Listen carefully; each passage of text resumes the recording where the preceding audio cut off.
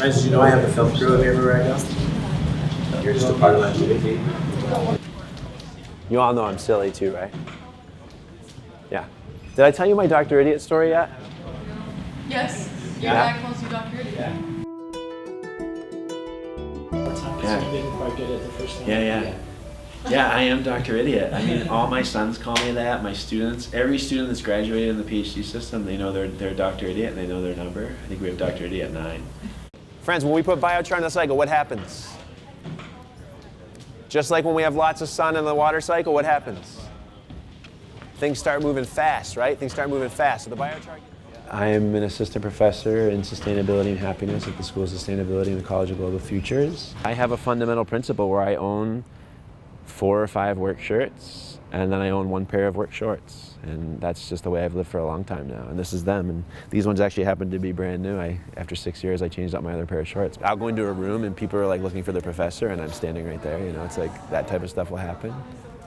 But other people will see me and be pleasantly surprised, you know, that there's someone that they can talk to. They know that I'm living in my authentic form and they can show up in their authentic form too. You'll have to cut the sound on my power steering pump. I'm really invested in places that are just wanting to build connection and get back to the way of understanding our connection to nature. If we all do that in a local context, it can be really powerful.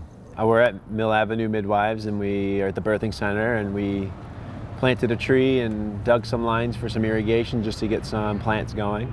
The center is just a place of healing. It's a place where people can have healthy births as a family. It's a place where midwives are able to interact on a piece of land to help support community and family. You can see the land. It's a piece of land that families can walk around and interact with. There's a little place for kids to play. You know, we could take this citrus tree and make it its own little biome, its own little microbiome. And for me, it just says everything that sustainability is. It's feeding community. It's helping kids understand where fruit comes from. It's providing habitat. It provides shade. It nurtures soil. It creates biodiversity. It's a really win-win project for us. I grew up in New Hampshire, land of the Abenaki. I had a pretty good life at the initial stages. You know, in my teens, like things started really to kind of just fall apart, and like my family was struggling, my parents were struggling, they got divorced.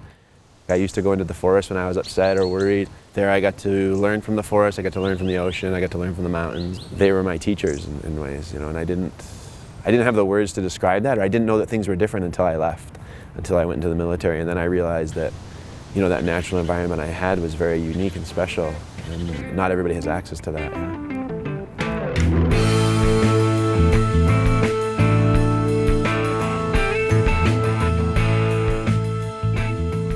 Well, I was working on weapon systems, yeah.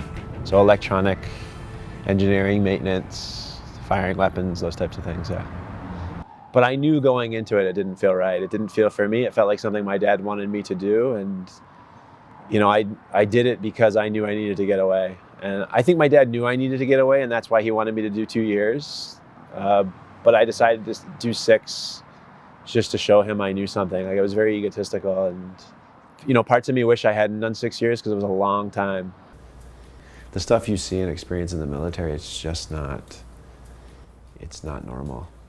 Out-of-body experiences where I was holding a gun, pointed at people that were getting off of a ship that was sinking, and asking myself who that being is that's holding the gun, pointing at someone that's dying as they're getting on our ship.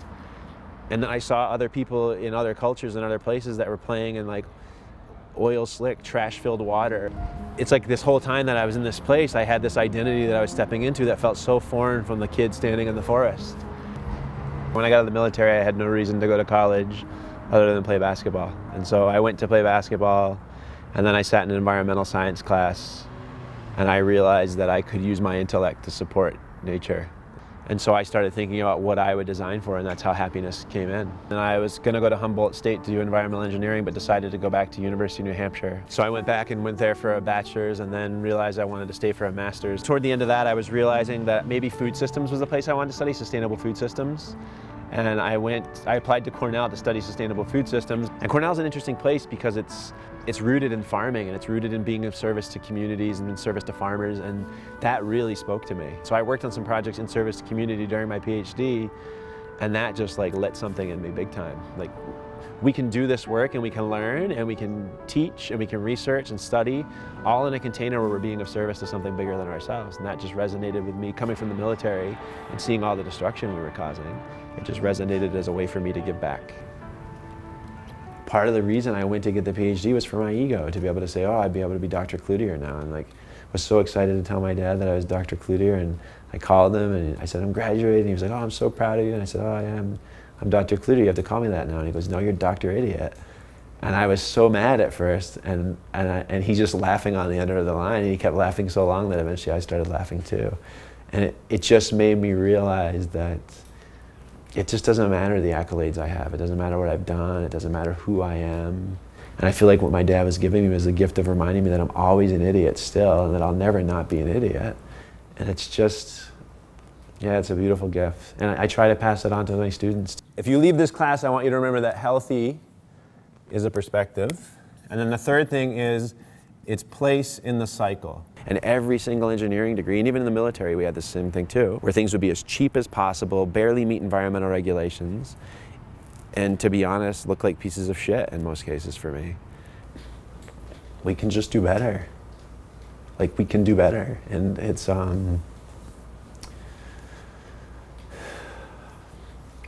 just crazy. It's crazy to watch, like, the way that we treat each other in the world that's...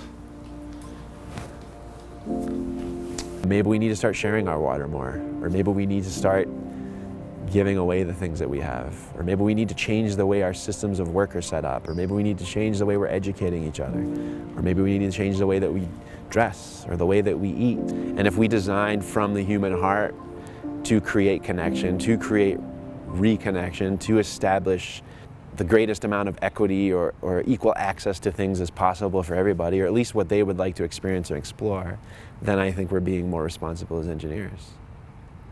But I'm just an idiot. I have one perspective.